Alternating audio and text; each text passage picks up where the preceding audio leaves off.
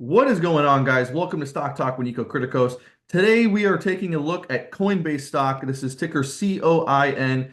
This stock has had an amazing year because Bitcoin and crypto has been doing phenomenal. This stock is up 191%, 192, 193% in the last year.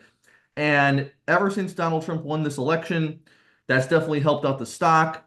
Donald Trump has talked about in the past before that he's all for Bitcoin and supporting crypto in the future. So I'm sure that was a good thing for the stock. Now, what I'm concerned with is the valuation and the consistency of the business and the profitability. Because if we take a look here, so first of all, we can't compare the PE ratio for the stock because they're rarely profitable. They're not very good with, they're not consistent with reporting a profit. So we're going to look at price to sales.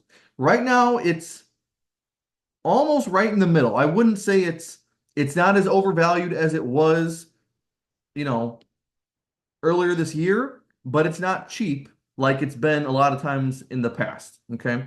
So that's where the valuation lies.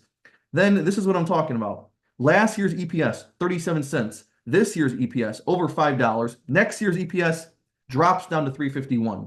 So there's no consistency. It's great that they're growing revenue 76% this year, but the fact that it has such a huge drop off, 2% next year, that's not good because that means you can't predict the stock price. You're not, that means this is going to go up and down.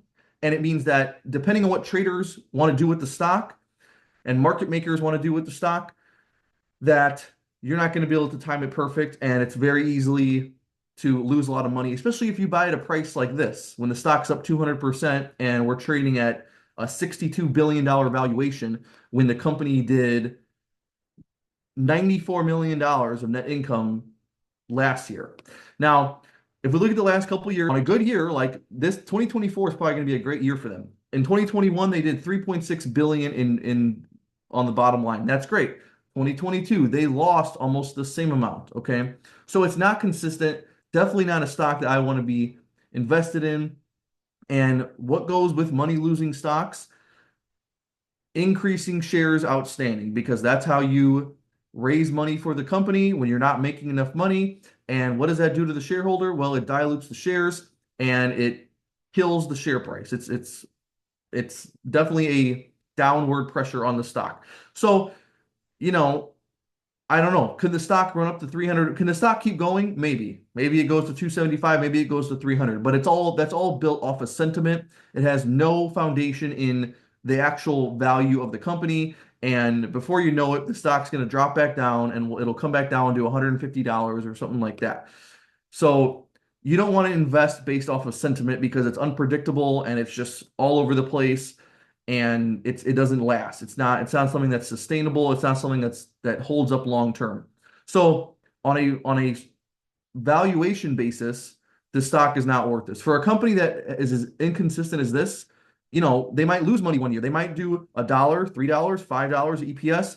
I would give this a now. I mean, let's also acknowledge that the crypto space is a space that has huge potential for growth, and Coinbase is in a perfect position to capture a lot of that growth and make a lot of money off that. Okay, there's no doubt about that. There's no doubt that in 5 years or 10 years from now, this can be a company that is dominating the crypto industry and has a consistent business model and consistent bottom line. But right now, the crypto space is not in that position, and we don't know if it's going to be a couple years. Is it going to be 2, 3 years before that happens, or is it going to be 8 years or 15 years? We don't know what that's going to look like. So this could just be a stock for the next decade that just jumps up and down and doesn't actually go anywhere.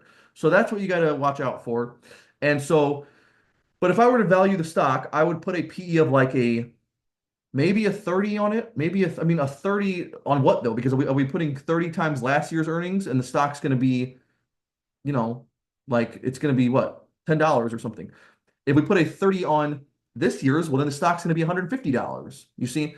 So, I mean, right now, we're trading at what? Let's see, that's um 50 times earnings, 50 times this year's earnings, but then earnings are going to drop next year. And so that means the valuation is going to go up to 70. You're paying 70 times, 70 or 75 times earnings for next year. Okay. And earnings are going down. Why would you pay 75 times forward earnings for a company that is making less money than they did the year prior. That doesn't make any sense. You might pay 75 times for a company like Tesla or a company like Palantir or something that is making a bunch of money, and every year they're pretty much making more money than they did the year before. That's a different story. But this company is not in that position.